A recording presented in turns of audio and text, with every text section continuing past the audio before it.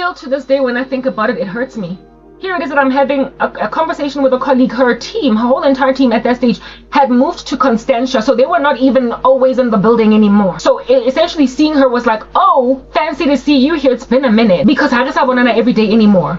And indeed the conversation started out with, hey Karabo, unjani, it's been a minute. But then as I continued to speak, telling her, come to my desk, but something, I insist that you come. And you know, when you're having a casual conversation just to trying to introduce a person to something, I remember just the words, I insist, please come, I want to show you something. And she was like, what do you mean you insist? The world does not revolve around you, get over yourself. As when she said this, next dog, my whole face changed. I was so hurt that I was like, oh, sorry. And it was quiet the rest of that conversation. I got desking wherever we were going.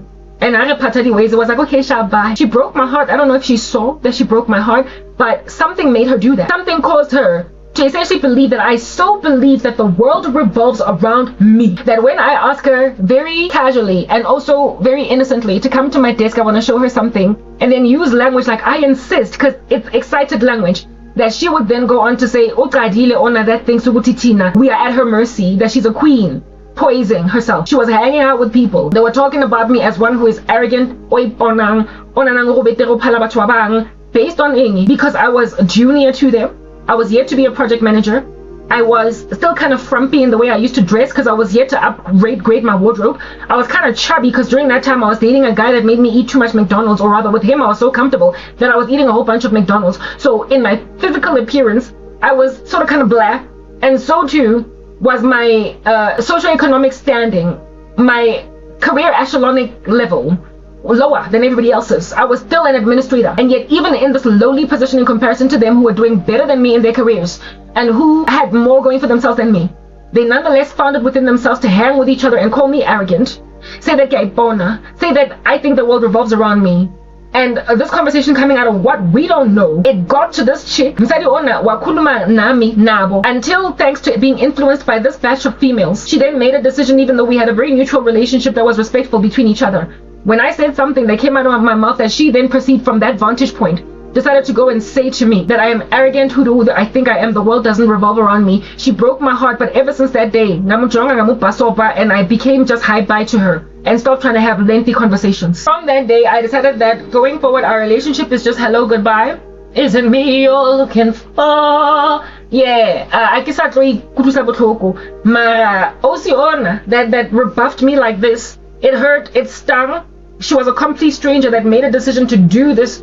Not stranger, but she was a person that was not a person of interest sufficiently enough to have done this for me, to me with any level of reasonableness, because she didn't even know me like that. Mara, the ones who were my friends, one of them, one time, I remember it was a meeting that we had, and I was at that stage, I believe was I already promoted as a project manager? Yes, I believe I was.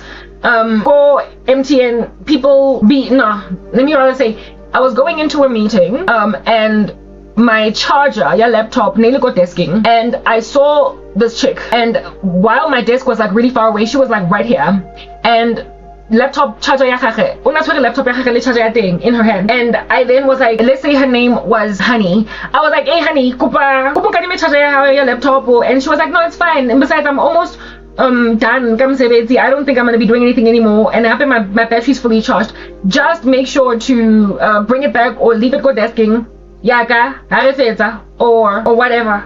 At the end of the day, I'm like, thanks, I'll go into the meeting real quick, but then the day lingers and I forget. I'm now in possession of laptop charger, this chick. I put it in my bag absent-mindedly, given that I tended to wrap my laptop charger and put it in my laptop bag like every day. So I did not, I forgot that that battery. The chick lived in Walter Frieden Park, and I live in Reimsig. All right, and the day progresses and I leave the office, but she's still in the office, and then she calls me. It's like, Arabo, do you have my please King, do you have my my, what do you call this, baby son, do you have my laptop charger? And I was like, oh my goodness, I forgot, I took it with me. Imo begging, Askisi, where are you? she's like, Askisi. She said that I'm in the office and I'm about to leave. Yeah, that's what she said. She was like, I'm in the office and I'm about to leave. Please bring my laptop charger. And I was like, oh my goodness, I'm on my way home. And it's weird because that day I tended to leave the office quite late. But that particular day, maybe like 4:30. Right, which is quite early for me. Maybe because I had an errand to run, but I certainly went home earlier that day than most days. Otherwise, she would have found me go officing. So that was a fateful day. I guess the Lord was using that day to show me and I need to stop trying to basically think that these chicks are my friends. I need to move on because at that stage, I believe I was already also a born again believer. Right, so I'm like on my way home. About the Freedom Park, I'm almost deep into Ramsach. This chick is still in the office. She's about to exit. Now let me give you the demographics and the logistics, not demographics, sorry, logistics of MTN. Right, it's an open plan office, and there were these like laptop, what do they call this thing, these laptop stands that charged, like you would just like land your laptop on there and that whole unit would charge your laptop. So you did not have to plug in your laptop, right? First and foremost, there was that. As a result of these things that were grouped into our stations to make sure to basically charge our laptops, whether or not we brought our chargers to work, a lot of people in the office used to either leave their chargers either lying around or put in their drawers or just chilling with desking, not charging anything. But you would never ever go to work and struggle to basically get battery for your laptop. There's always somebody that's got a spare charger. There's always somebody whose laptop is fully charged and they're not going to work when they get home. So they can basically give you their laptop charger until the next day. And I made that suggestion to her. I was like, oh snap, I left with your laptop charger. I apologize. You're still in the office, right? Can't you just ask somebody who... She was like, I have work to do tonight and I need my laptop charger to work. Oh, hi. And I was like, oh snap, I'm already like all the way go Remsach. Say, pray tell, is it possible that you could ask someone go officing because they the Freedom Park? Like why it's about traffic is wrong all the way to Remsach. I would be stranded in traffic just going back to give you a laptop charger. Since you're still in the office, I understand not only was this chick in the office, but she had a husband at home who also likely worked with an HP laptop, but I can't confirm that. Maybe the husband used a Dell laptop, I don't know. But corporates in South Africa often dispense HP laptops. So her husband probably had a charger, yeah, HP laptop. Okay, that I can't verify. Long story short, however, she was not yet home. She would not even go parking lotting, but desking. This chick could have just asked a colleague. I remember and I found out the colleague didn't see the laptop desking. This chick could have, first and foremost, she likely was already charging her laptop mounting. She was charging a laptop that mounting device M7 right? But even if her battery was almost at like 2% or whatever, she could have just been like, hey Steven, can I please just use your laptop for tonight? Or hey Mina or Maggie or whoever on the left and on the right. And then Mina and Mikey would have been like, nah, it's fine, it's cool. Given that Mina and Mikey didn't intend to take work home, this chick was in the building with a whole chunk of colleagues with just a litany of laptop chargers just sitting around, basking like they're at the beach. What I suggested to her was essentially a feasible ask, given that I was all the way almost in Remsach and 14th Avenue Ikokomorao, and I would have to reverse and go to Balta Freedom Park. I did not say that this is a definite thing. I only asked her to do this thing. I asked her to do it. Do you understand what I'm saying? And before she could even say yes or no, she already started speaking to me like, who do you think you are? You're so arrogant. You think the world revolves around you. You leave with my laptop charger, and then you expect me to grovel around in the office asking other people for Liazi Joe when she was just going on the phone. I am so sensitive. My primary love language is words of affirmation, so therefore my primary hate language is words. The way this chick was just speaking smack to me, tears were flowing down my eyes, and I took my phone and I was still driving. Yeah, like drinking and driving. I was out with my phone over here. So it was problematic for me to be with my phone on my ear, right? Mara, the way Nara saga thing, I put my phone more stulo. Well, I guess mamela the rest of what she has to say because it was too painful. I put my phone on the chair as I'm driving. Now think about driving. Idling. A vehicle is just loud, and then there's just like other extra noise encircling your vehicle as you are driving. She was that loud that I could still hear her, and she was not on speaker on my phone.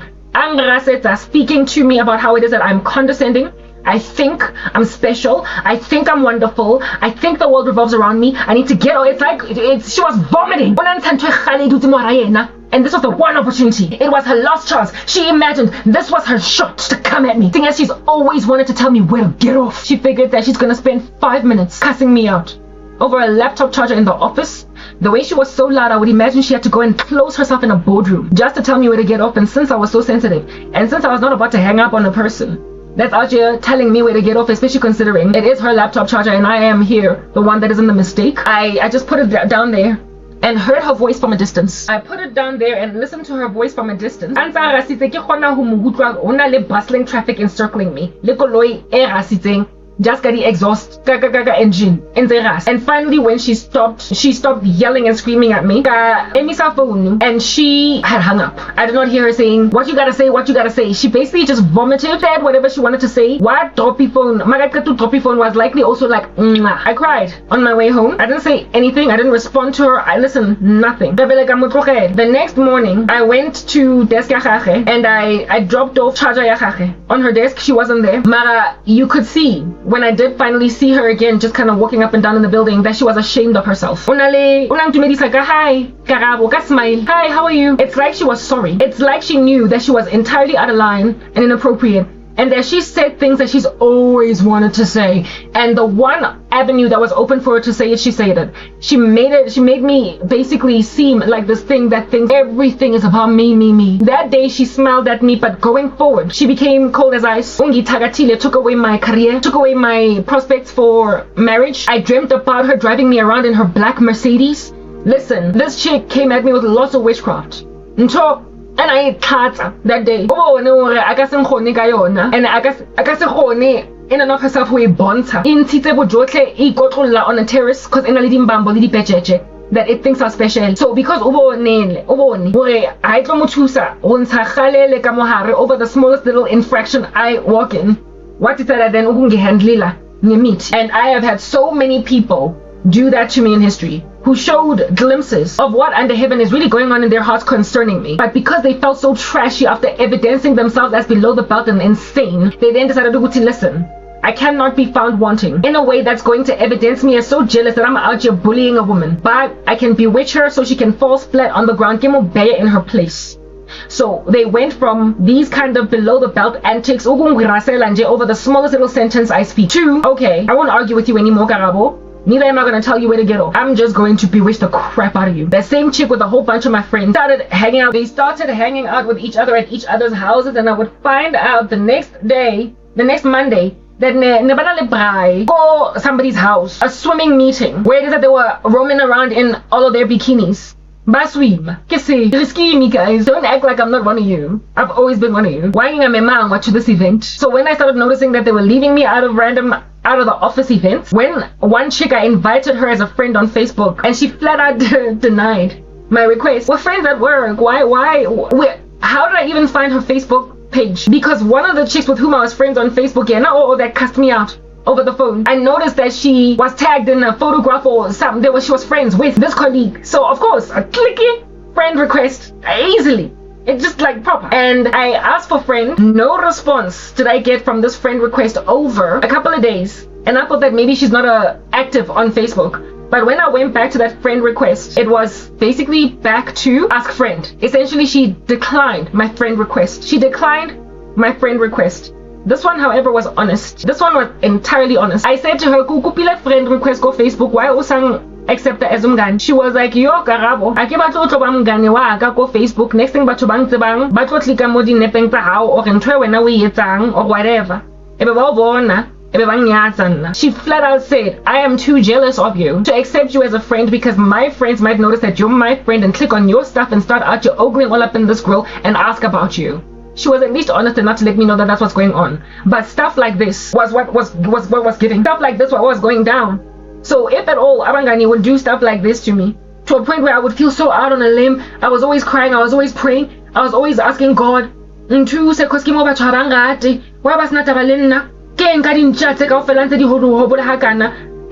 went from crying and moaning and complaining to essentially being an activist pertaining all such matters and saying, Christ is your only ngane. But with all that slapping you upside the head, Understand, if friends could betray you so much that they would even reject your friendship request even though you're friends in waking life on Facebook because they don't want cousin they can wonder who is this chick. If at all friends can be that below the belt, if at all they can't speak smack, to you and look innocent, then they will find another strategy. And since witchcraft is real, and that's also unfortunate, since it's true, this stuff works. Since witchcraft indeed does achieve a feat in these uneasy, uncomfortable, just diabolical, like excruciatingly nefarious streets. Since that's what makes life really uncomfortable, excruciatingly sorrowful. Because nonsense, if they don't know that in another way, that's just very disastrous. But those that know that witchcraft works, they're gonna try and keep their hands clean. After all, that chick was embarrassed and ashamed of herself for the way she cussed me out on the phone. So if you can keep your hands clean, you're gonna keep them clean. But if you don't have to keep your hands clean, that's when you commit murder. And this chick that was twerking in front of a car, and then her friends just rode over. Remember how, what I call her, I said her name was Honey. You know how Honey cussed at me, and the next day she was evidently uncomfortable with what she had just done, and then she went cold on me thereafter, despite the initial reaction to feel really uncomfortable about what she did. Yeah, that's the kind of person that'll kill you and then wish she hadn't done it. That's the kind of person that'll kill you and realize that, listen, I overkilled. They will kill you and realize that I did too much to try and handle this woman that I felt deep in my core needed handling. They feel as if though you must be put in your place. Mara, when they do things that put you apparently in your place, they feel so uncomfortable with it that now they treat you a little bit better the next day, and then essentially ascertain that they will never do it again. Mara, what happens when that deed is murder? What happens when that final event is murder? That thing that they do hastily, just vomiting their wrath on you for no other reason than the fact that they're jealous of you. What happens when it's murder? When a person kills you, that you can't come back, dog. Which is why avoidance is key when it comes in particular to men full of gender-based violence and also crazy chicks. A murder is not too far gone in 2025. People don't know, no longer just gingy. They no longer just, what's the word that I'm looking for?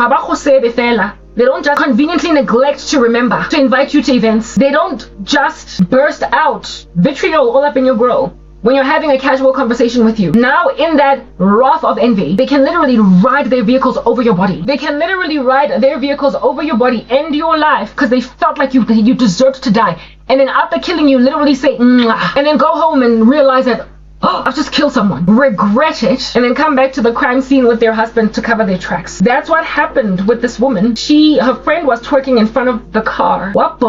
Because and then she just rode over her body, dragged her a couple of meters. She rolled out from underneath there, was surprisingly still alive when the paramedics arrived, but she died eventually anyway. Her injuries were too great, I guess. Mara, that's the kind of thing that just takes you over. And all you need is one opportunity. All you need is one opportunity. Motive is already there. All you need is one opportunity. And this chick saw the opportunity to but then she came back with her husband. And the husband out here be covering her story. This chick had overnight, 12 hours, the sleep cycle to wake up, to sleep and arise. To think about it, she just evidenced how she feels about me. And she feels really sad about what she did because she just hurt me over something petty. And on top of that, it's not like she was already home. She was still in the office. If she was already home and said, I have to work tonight and my husband does not have a charger, I would have been like, oh, okay, give me 15 minutes. I was gonna do a U-turn. I tabled to her options, and before I could even finish a sentence, she was already cussing me out for 5 minutes until I put my phone down and I could still hear her talking for 5 minutes. She rode her vehicle over me. She killed me. The Bible says, in your anger, do not sin. Don't let the sun go down in your wrath. That anger, when you're angry at a person, you have committed murder in the heart. That chick rode over my body and then turned around again the next day and tried to basically get away with it. Apparently at the crime scene, she was saying, I hope you catch whoever did this. She went back to the crime scene with her husband to absolve herself of guilt. And understand this, not only did she ride over her friend as she was twerking in the street, but behind them, there was another vehicle of people that are hostile, and one of the people in that car was her lifelong friend since they were 12 years old. Next door, this chick who was her lifelong friend that she's known since the age of 12, witnessed this chick getting ridden over by a vehicle, her body rolling from underneath the car. They stopped that vehicle that was behind the black Jeep. At that scene, you would then imagine that the people at the back would be like, oh, what the heck? She just killed her. And you would also imagine that as soon as this chick's body rolls out on the street and the car behind realizes what has just happened, that they would all just get out of the car, run to her. On some, what in the world are we gonna do? Call the emergency responders. essentially freak out that what the heck, this chick, she just rode over Renee. She just rode over Lerato. No. They stood there for a few minutes in the car and then only lackadaisically called the police. Did not even get out of their vehicles to go and look at the body. Look at what's going on with their friend. Try and keep her alive. Maybe hear what are her last words. Can you imagine in her dying moments if she was still at all conscious what this chick was thinking? And nobody's even coming to see what in the world is going on with me. And then when the paramedics, the police, everybody arrived, the chicks that were in the car behind claims that they don't know who this woman is. She was just a random hit and run.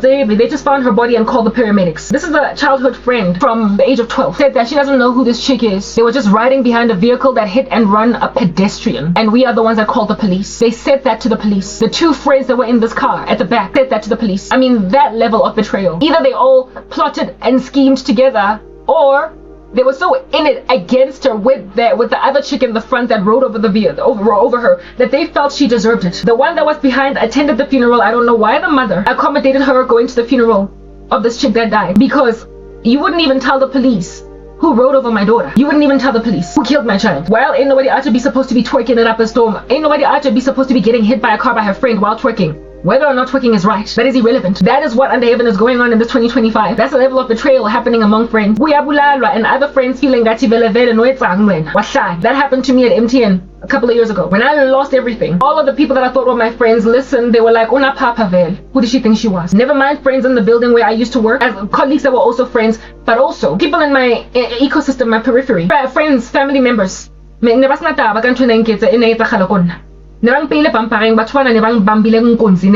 had held me in contempt all this time. All this time they had held me in contempt. No phone call, no pamperings of my person, no checking how you doing. How can they do that to you?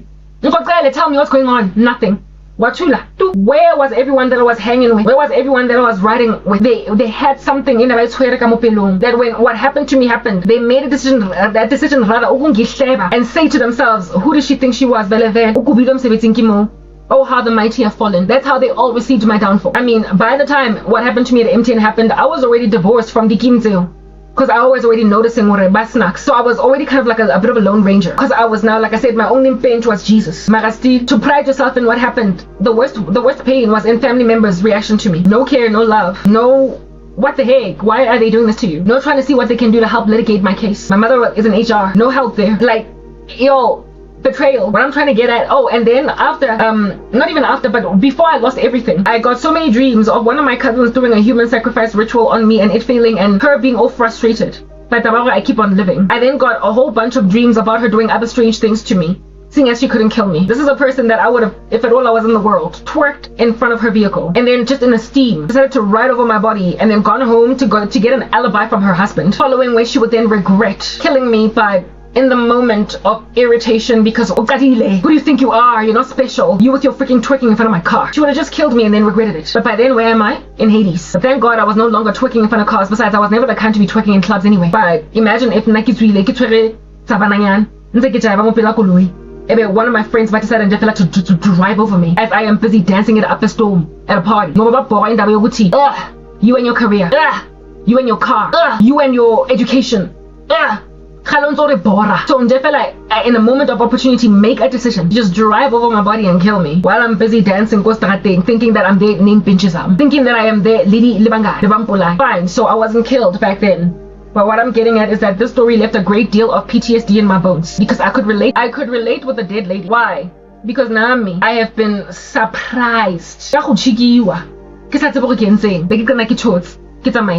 I've also been surprised with being left out of events. And then when I got born again, I got surprised with the human sacrifice ritual coming from a place that I never thought Lona would ever want me dead. Angakhala like at my funeral, and yet she wanted to organize it.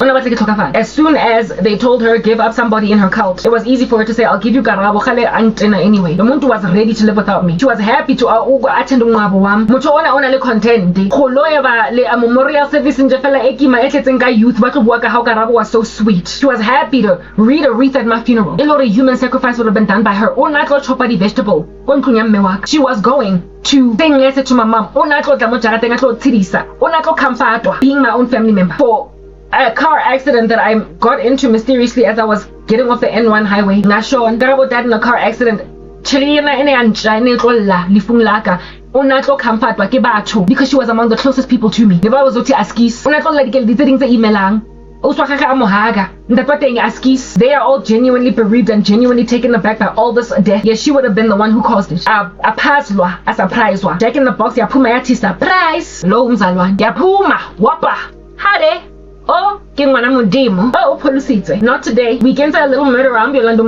Not my child. 1,000 may fall at your side, 10,000 at your right hand, but it will not come near you. She's the only woman that has ever done a human sacrifice ritual on me. Oh, it's 2 now. Impin Jack has also done one recently. Paid 7,000 rands to try and kill me. Mara, as at the year 2025, before the year 2025, there had only been one woman that had ever done a human sacrifice ritual on me. The rest of the human sacrifice rituals that come at me is from men, have been from men. I'm a daibo that have tried to kill me because I either left them, refused to get back together with them, wouldn't date them. I'm crushing egos. Men are aggressive that way. That's why there is a documentary on TLC called Snapped Women Who Kill. It's unlikely for women to kill. Women, it tends to be a last resort. Betrayal. Yo, backstabbing. Yo, dinjayana. Manje then. In 2025, no, she's not the first one. Sorry, 2. There were 2 women that human sacrifice ritualed me. But the remaining human sacrifice rituals that have been done are from men. Women don't kill easily. Ababulali, galula, abafa. So mababulala, you know, with your go hectic, go intense, go extreme.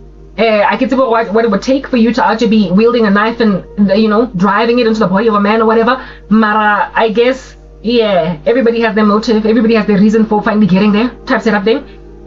Mara, that particular family member was the first one to do a human sacrifice ritual on me. Then the other one, when I was starting to struggling to suffer, did a human sacrifice ritual on me to die from suicide. Yes guys, I've been betrayed. So what I'm trying to explain is that bakona abantu that essentially drove over my body as I was on the street doing a thing with their vehicles trying to kill me, that later regretted it. Now today we don't have a relationship. They wish they hadn't done what they did.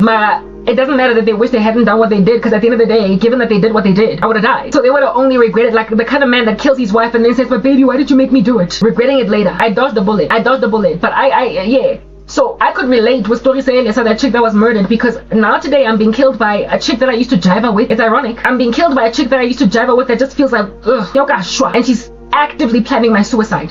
She tried to get me to die. She did a satanic ritual costing 7,000 rands that fell through the cracks. If footstoots. And now she's busy working with Madessa, hoping that one day I get raped. The muntu mengijiva naye, ngiphuza naye, ngibhema naye. The muntu we used to rub shoulders langudra. And now today she has driven a freaking SUV over my body, dragged it a couple of meters, and rolled me underneath the car. Came back with ndoda yakhe to say, I hope they catch whoever did this. But now the crimes are so bold-faced in front of everybody that, yeah, celebrate, yeah, congratulate, hands of applause when you finally kill the person on Apora, everyone. This chick is killing me in front of her colleagues at YouTube. She's killing me in front of her boss. She's killing me in front of certain executives that are aware of what's being done to me. She is killing me in front of an entire syndicate, and some of the people don't even so much belong to the syndicate. They're just scared. Like I said, like they've got hands like kangaroos. They're sitting there on something. I just don't know what's happening with this woman. But the syndicate is so its roots are entrenched so deep and so wide in that corruption that they're scared that if they whistleblow, seeing as there was a guy that did whistleblow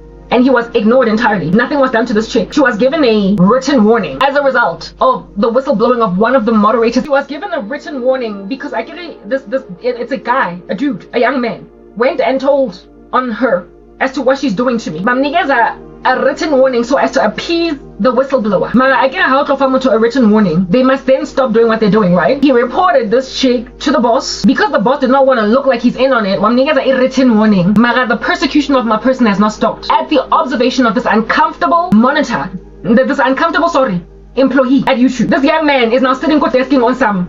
I reported this chick, Bamniga's written warning. When I go into this woman's YouTube channel, she's still banned. She's still not going anywhere. So the written warning was a stupid freaking formality to look as if though there is a chain of command, an escalation chain that you can go to report matters. But they all operate within an intricately woven syndicate. And so, because this criminal syndicate ANC in this country, everybody else is like, yo, I'm not gonna report this. I guess by because I don't even know who's in on it. Because she was reported to when he gets on the written warning and got away with it. Manje, if I go above the boss, who knows if the executive is also in on it? Who knows if the senior manager is in on it? Who knows if the GM is in on it? Who knows? Basically, they're saying, we don't know who belongs to this gnarly syndicate. We don't know who here can be trusted. We don't know where the moles are at. We don't have x-ray eyes to be able to see who under heaven could raise the right alarm. That's why they're embarrassed because a lot of people are aware of what's going on, but nobody will say anything because I'm not losing my job. And neither, like, this woman not only lost her job, but her whole life. I could quit my job at YouTube, where people are going to block me on all sides. The way that's why so Egyptians out here feeling some kind of sorry for the Jews with their hands looking like kangaroos. Girl, that's you. Dude, that's you hanging out with your kangaroo hands that can't reach out and touch somebody's hands. Make this world a better place for you. You would not ever do anything because the tababatu. You fear mere mortals. You are scared of just people, and in so being afraid to raise this issue again, because not everybody in this establishment is corrupt. It's a syndicate. There was a day when I overheard a word from the Lord where the guy, this dude that thinks that he's just gonna send me on a Gucci shopping spree. What disease? What hybrid? I had a dream of him. I'm gonna end up in prison because of this. He was like, for this. I'm going to get arrested. I go himself. You're gonna go to jail. Long story short, though he might be paying this chick for YouTube, though he might belong to a very intricately woven criminal syndicate, he is not attached to pretty much the whole batch of employees. He has not touched all the executives. He has not touched all the bosses. He has not touched all the senior managers. He is operating a syndicate involving this chick's boss, this chick, maybe one or two senior people in the business, and a whole bunch of not content creators but monitors work for the syndicate, and they have to keep a mission very hush-hush to a point where every time I post content, I see a whole bunch of people running around snuffing out flames. They have to get to my content before other moderators get to my content. So therefore, I can't be flagged and banned for anything. I cannot get any community guidelines strike for anything. I cannot essentially be dealt with by YouTube regular processes because when I about to that are carefully guarding my case, and they're not the whole company. If anything, I don't even think they make up the majority. It's a small syndicate operating of randos that must be marched out in handcuffs, and that's what God showed me is going to happen. But once you are getting handcuffs, this guy was like Ngizoboshwa.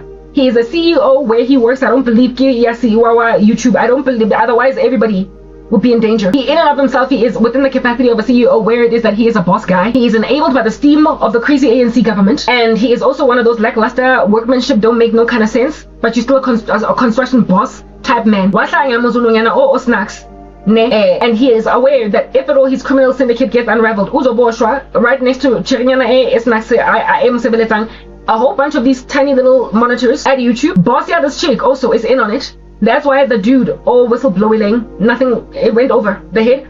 And that's why, in spite of the written warning that this chick got, this is a dismissible offense by the standards of South African labor relations law, right next to the standards of America, with their platform being on our shores. It's a dismissible offense. If anything, by America, they would even launch criminal charges against them, because these are crimes committed.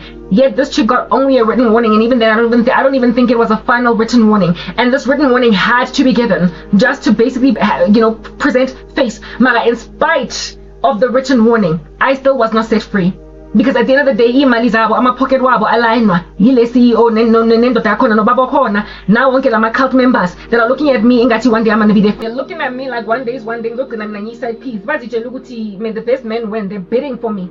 Bayitshela hore one day is one day.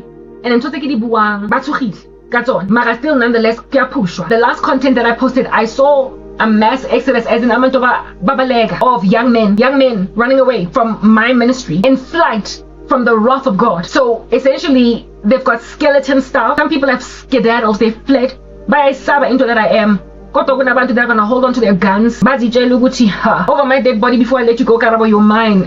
I'm yours. Uyanunga nja. Unoga, opere, ohomo, a combination of the or hybrid. And hanka sneezer in your grill. Okawa mofa to crack and break. Because moya ohalelang okasohon. I'm yours. Waslan. Udimon. That's all that's given. Kodwa lenjale that feels ingati I'm his. Uya sees or God that there was a day when he felt like the situation in, because if I don't look all like this chick, Njoboshwa, then the tycoon believes that he can get arrested, he can get exposed for my crimes because of what I'm doing. So therefore, in spite of them being the scary cult, at the end of the day, they are operating in the shadows, and at the end of the day, they are subject to exposure. At the end of the day, they are subject to freaking investigation, and at the end of the day, they are subject to losing everything to go to prison. They have not held all of South Africa in their pocket. They don't have on their payroll the whole South African legislature, judiciary, and executive. They don't have all of South Africa. Big business, big tech, big anything, big pharma. They don't have all of South Africa. Education sector. They don't have all of South Africa. The CCM proper. They still work for organizations that are just getting their bread. At the end of the day, feed children, take them to school. If at all they were to catch wind of what the heck is going on in their companies, banga disgusted. And if at all it is within their power to do something, banga disciplinary hearing, banga. They don't know that working underneath them, some stupid chick out here calling her boss or hi ma'am is just actively killing abafazi in South Africa. If at all they were to catch wind of this, same time, disciplinary hearing, same time, same time, people could get dragged out of your office. Same people could get dragged out of the office same time. And so they are hoping to keep this in the shadows. Therefore, when I caught wind of this here conversation going on in this crazy idiot's mind, that is like a little bit of a demon. When I caught wind of one day if he doesn't leave me alone, nonetheless, because he's obsessed. When I caught wind of his thoughts, I realized labantu bayariska every day. When they rock up here, they are willing to take in their stride ukuhlazwa. Mara insofar as njengoma bahlazwa kangaka basasabwa, and njengoma bahlazwa kangaka basaphethe ama-reins, they can still keep me in custody. They can still hold me hostage. They can still keep me in a jail cell. There was a day when I overheard this guy even saying, we can create an optical illusion that we're winning insofar as the ball is still in our court and the tables are still in my favor. So all of y'all that are, like I said, little kangaroo hands, trepidatious. You are trepidatious to do anything, however, feeling sorry for the Jews, but I feel sorry for you. Because when God's plagues land on this whole entire syndicate, you will burn with them. You interrogate nonke. Imibuzo by amapolice. When this chick is dragged out of the office, the remaining of you colleagues, nizobuzo in the business, HR is going to ask, in this department, how did you not know that this chick, when a video gets uploaded on YouTube, the moderators at YouTube as a team have got to look at it. They've got to see if there's crime in there, violence, if there's this and the other, sexual inappropriateness, content volatile, and if it don't make any kind of sense. You all at taking turns have been assigned not so much one particular content creator. You have been assigned not so much one particular genre of content creators, but all of them as a concert. Randomly on project, on individual unique uploads that people can post on the internet. So therefore, any of you could have easily caught wind of this chick's videos that she posts. Listen, at one sitting, Ulomuntu publish a video 120, 140. This woman posts long form content, is 16 parts long, once a week. Nama shorts 115. 120, 130, 105, 105 shorts posted in one fell sweep. Ought reach at least 12 of you to basically figure out, should this stay on YouTube? Why is this woman posting back to back? What is she posting? Is it spam? Is this spam? Or is it actual content? Is this spam or is it actual content? With me posting this many videos, it's going to raise alarms, questions on the part of the investigators. Especially those who work inside the company, who know how systems work therein. They're going to be like, how does this woman once a week post 130 shorts and a 16-part series? And you all claim that the only person that was sabotaging a woman's life is this sultry whore that was trying to get a woman killed by a menacing beast. How under heaven, the one that is out here in a holding cell somewhere or police station in South Africa, how is she the only one that you're all blaming? Because ain't no single content creator gazed upon by just one moderator, unless of course you're like Joe Rogan and you've been assigned your own moderating team. For the better majority, especially when it's somebody that doesn't even belong to the partnership program, it's a random, so you all randomly ought be assigned to a case. So how did you not know? And so those of y'all that stood back seeing this activity and then doing nothing, feeling sorry for me, you're going to be put in the same batch as the boys and girls that do work for the cult, that do work in the syndicate. No one can any sit back with your hands looking like kangaroos, even though you are not involved getting paid bribes by the syndicate. Out of fear of speaking up and doing whatever, you will be interrogated, suspended, pending disciplinary hearing over how did all of you say nothing when you saw your boss is involved in the syndicate, and so therefore you don't know who else is involved. Why then didn't you go to the police? Because a woman is actively trying to kill a woman on the internet. Some of y'all are doing this because you're jealous. You are not so much part of the syndicate, you're not getting bribes, but you feel just like the vehicle behind, that other vehicle in front that rammed over the chick, that we are saying a mega rasa. Ngiyahlala vele, ngiyahlanya vele, ngirasa kodwa uzoboshwa now. You will also be interrogated by the police now. Because you ought to have seen this, given that you work for a particular moderating team. You can't all just ignore my case and expect that when justice falls on God's disciples while comeuppance falls on yours, that you're also not going to endure comeuppance. You're also going to endure comeuppance. Even though you try to keep your hands clean and hunker down and look to the ground and do your job and ignore that there is a corruption you are well aware of in the business. I bet the Jews were out just saying Achashem Askisi, not Jews, but the Egyptians were saying Achashem Askisi with a kangaroo hand before God plagued Egypt. And when the Lord plagued all of Egypt, did it not out here take out every last Egyptian, including those that were like, oh, but these poor Jews? When ultimately the Americans went into Germany, into the concentration camps, every German was found wanting. Every German was accused of being standoffish and complacent, including the ones that were like, oh, shame, the way they're treating the Jews. It won't matter that you felt compassion or was sorry for me or sad. At the end of the day, your lack of boldness, your cowardice, your standoffishness, your standing back, you're watching a woman literally getting murdered in broad daylight is going to be met with plagues falling on the totality of you. Now that God is awarding his saints deliverance. Listen, not just me, but across the world, there is about to be a simmering down of Christian persecution and a simmering down even of Jew hatred. It's gonna simmer down, but when the Lord does bring that flood of deliverance because of the tapelo tsa rona, Nina, that setback, you're gonna look just as guilty as everyone that was actively involved. So you basically die by omission, even if you had not committed actual acts of insanity. You will die by mere virtue of association. You are a moderator working for YouTube in the season in this particular team, and you are aware. The Lord showed me this chick after Kimo exposure for having been a chick I used to know back in the day. Kimo lorile I can go officing walking around snacks and every colleague in the office. What do they think of me? What do they think of me? She was walking around and with the taboo of my colleagues. So people know what she's doing to me. She cannot operate in so much of a silo that she can't be seen because umsebenzi wakhe is allotted to Nina Nonke. So basically I am this like tabloid Mina. Get the Ram magazine now on sale every week. You magazine. I am a tabloid, Mina. A gossip magazine that's out here telling you're not looking at me appropriately as a gospel servant out here rebuking people for their gnarly activity. And in one next, and this chick on some culpable ganjan. How do you think you're not going to be held hostage, Nani? When this chick out here getting arrested, tycoon can't bribe himself out of prison now.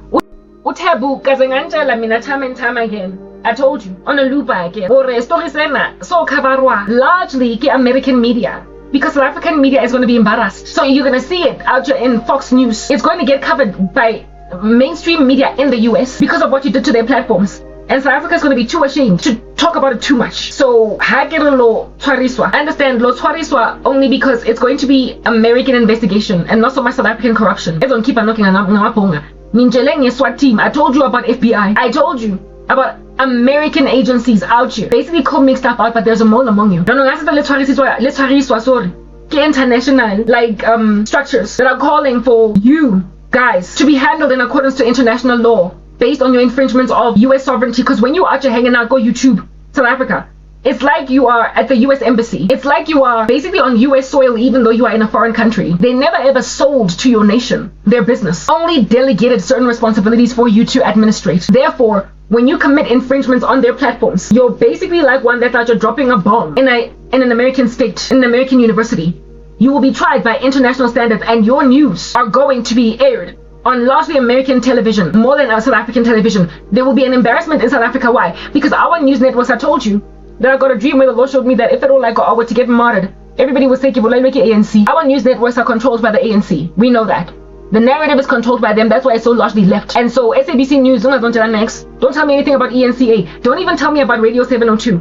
There are barely any independent news networks that function, like I said, independent from the ANC in this country. That's why everything is falling apart and it's going bankrupt. Corruption. So over there. Therefore, the ANC is going to be trepidatious to cover this, to allow for this to be covered in the news, because this here is the enablement, strength, power, bravado awarded South African citizens by the ANC that are running an elaborate, intricately woven web of deceit that is also killing South African content creators, insofar as they speak out against their trash and their cults and their satanic magic, marauding South African citizens in order to line the pockets of greedy men that call us themselves our bosses, our leaders, our presidents. ANC kaofela nyoko e. Cult ena iranwa ke yona ANC ya teng tlhaloganyang ANC. And now since this cult iranwa ke ANC, every so often privy to content yaka are crazy politicians, crazy municipal councillors, crazy premiers, crazy random members of parliament, cabinet. Bang tsebang, I missed them, of which think ukuthi mina ngizoba inyatsi